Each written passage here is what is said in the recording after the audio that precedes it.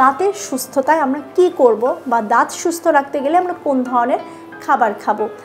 আমাদের দাঁতে সাধারণত কেন সমস্যা হচ্ছে বা দাঁতে অনেকের দেখা যায় আমরা যেটা বলি যে পোকা ধরছে, এটা আসলে পোকা ধরা না, দাঁতে আপনার ক্ষয় হয়ে যাচ্ছে।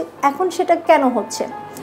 প্রধানত আমরা যে ধরনের খাবারগুলো খাই, বিশেষ করে সবার কিন্তু চকলেট, ক্যান্ডি, ছোটোবেলা থেকেই বাচ্চাদেরকে আমরা চকলেট, ক্যান্ডি এই ধরনের খাবারগুলো খাওয়াতে ইউজ টু করে ফেলি। বাহিরের যে সফট ড্রিঙ্কস, জুস এগুলো বাচ্চারা খাচ্ছে এবং যার কারণে কিন্তু দাঁতের উপরে যে এনামেল রয়েছে সেটা কিন্তু ক্ষয় হচ্ছে। এই দাঁতে যখন আপনার ক্ষয় হচ্ছে, দাঁতের এনামেল ক্ষয় হচ্ছে, পরবর্তীতে এটা থেকে কিন্তু মাড়িতে ইনফেকশন হচ্ছে, ব্যথা হচ্ছে এবং একটা পর্যায়ে কিন্তু দাঁত ফেলেও দিতে হচ্ছে।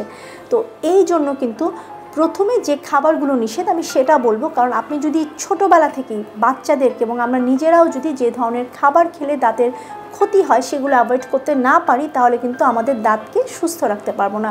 ঘুম থেকে উঠে কিন্তু আমরা স্বাভাবিক যে হেলদি নাস্তা সেটা গ্রহণ করতে পারি, তারপরে আমরা মিষ্টি জাতীয় খাবার বা মিষ্টি খেতে পারি।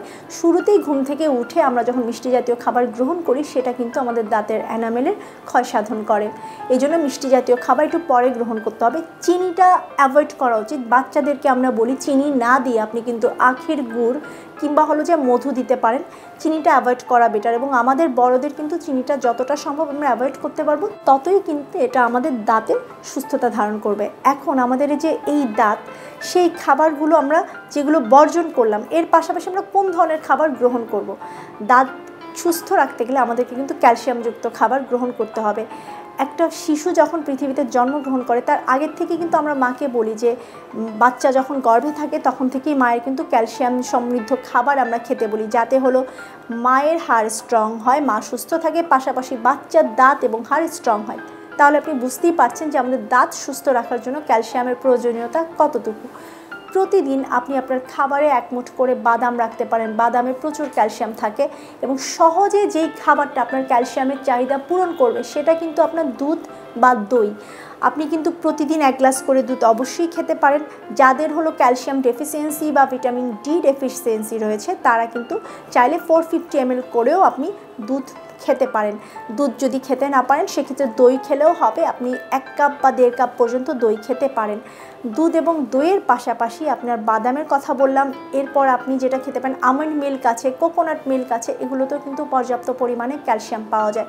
যদি সম্ভব হয় তাহলে সেগুলোও গ্রহণ করতে পারেন। এরপরে আসা যাক শাকসবজি। বাঁধাকপি, ব্রোকলি, ফুলকপি, পালং শাক এগুলোতে প্রচুর পরিমাণে ক্যালসিয়াম থাকে। গাজর, টমেটোতেও ক্যালসিয়াম পাওয়া যায়। আপনি এই ধরনের সবজিগুলো নিয়মিত গ্রহণ করার চেষ্টা করুন।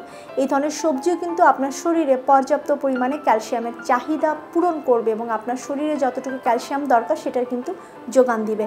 নিয়মিত যদি এই ক্যালসিয়াম সমৃদ্ধ খাবার আপনি গ্রহণ করতে পারেন, পাশাপাশি ফসফরাস সমৃদ্ধ যে খাবার মানে বিচিযুক্ত যেগুলো আছে, সিমের বিচি কিংবা আপনার মটরশুঁটি, তারপরে মিষ্টি কুমড়ার বিচি, এই ধরনের বিনস জাতীয় খাবার, সিডসযুক্ত খাবার যদি গ্রহণ করেন তাহলে কিন্তু সেটা আপনার দাঁত সুস্থ রাখতে সাহায্য করবে এবং দাঁত যাতে স্ট্রং হয় সেটাতেও কিন্তু সাহায্য করবে।